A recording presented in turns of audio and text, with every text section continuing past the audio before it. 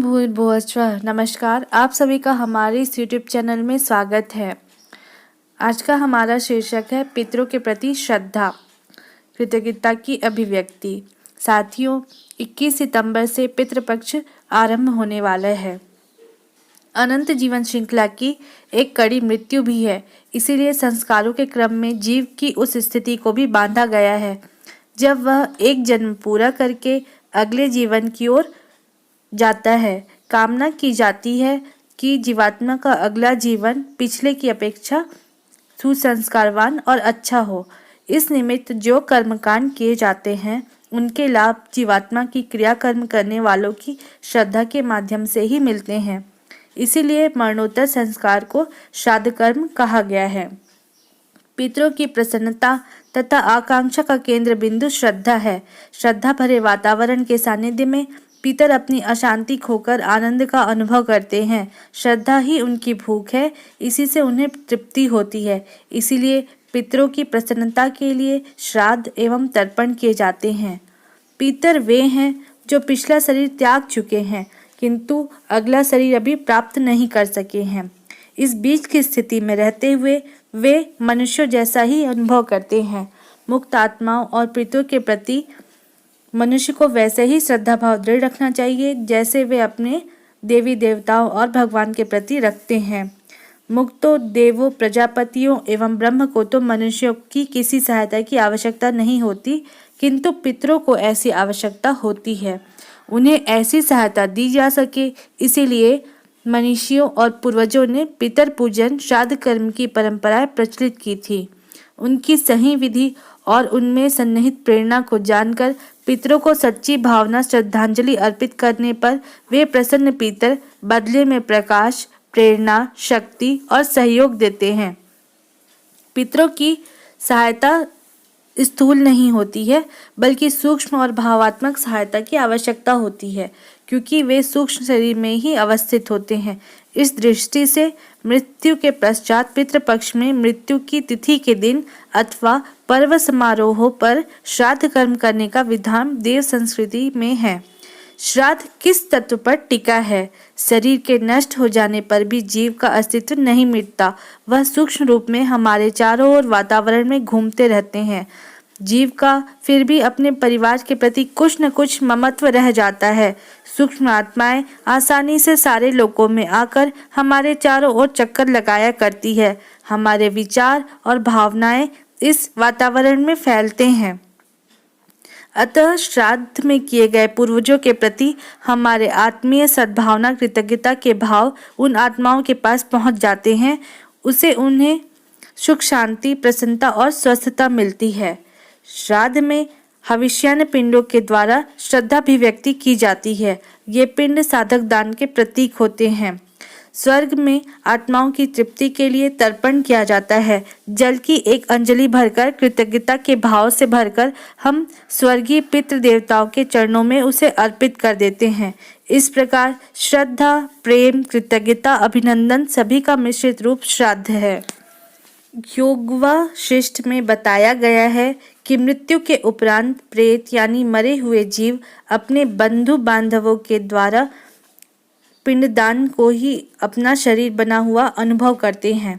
अर्थात प्रेत अपनी स्थिति इस प्रकार अनुभव करते हैं कि हम मर गए हैं और अब बंधुओं के पिंडदान से हमारा नया शरीर बना है।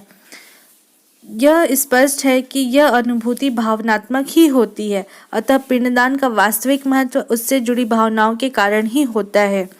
जिसके प्रति आत्मीयता होते हैं उसके भावात्मक अनुदान से प्रेत प्रभावित होते हैं। इसीलिए जिससे आत्मीयता का संस्कार अंकित हो उसकी भावनाएं परलोकस्थ यानी दूसरे लोक में जीव को प्रभावित करते हैं। गीता के 8वें अध्याय में कहा गया है कि हे अर्जुन, जो अंत समय में जिन भावों का स्मरण करता हुआ देह छोड़ता है उन्हीं भावों से अनुप्राणित होकर वैसा ही नया शरीर, नया व्यक्तित्व प्राप्त करता है। सन्यासी इसीलिए संन्यास लेते समय उनके साथ संस्कार भी उन्हीं के द्वारा किए जाते हैं कि उसकी कोई भी आकांक्षा, आसक्ति सूक्ष्म रूप में शेष न रह सके। मरे हुए व्यक्तियों का श्राद्ध कर्म से कुछ लाभ है कि नहीं, इसके उत्तर में यही कहा जा सकता है कि होता है, अवश्य होता है। संसार एक समुद्र के समान है जिसमें जलकणों की भांति हर एक जीव है। विश्व अगर एक शिला है तो व्यक्ति एक एटम है, यानी परमाणु है। जीवित या मृत आत्मा इस विश्व में मौजूद है और अन्य समस्त आत्माओं से संबद्ध भी है। शास्त्रों की तर्पण व्यवस्था। श्राद्ध प्रक्रिया में देव तर्पण, ऋषि तर्पण, दिव्य मानव तर्पण, दिव्य पितृ तर्पण, यम तर्पण, मनुष्य पितृ तर्पण नाम से 6 तर्पण कृत्य किए जाते हैं। इन सबके पीछे भिन्न भिन्न दार्शनिक पृष्ठभूमि है। देव तर्पण अर्थात ईश्वर की उन महान विभूतियों के प्रति श्रद्धाभिव्यक्ति जो मानव कल्याण हेतु निस्वार्थ भाव से प्रयत्नरत है, जैसे वायु, सूर्य, अग्नि, चंद्र, विद्युत एवं अवतारी ईश्वर अंशों की मुक्त आत्माएं इसके अंतर्गत आती है। ऋषि तर्पण व्यास, वशिष्ठ, याज्ञवल्क्य, कात्यायन, जमदग्नि, अत्रि, गौतम, विश्वामित्र, नारद, चरक, सुश्रुति, पाणिनि, दधीचि आदि ऋषियों के प्रति श्रद्धाभिव्यक्ति के निमित्त किया जाता है।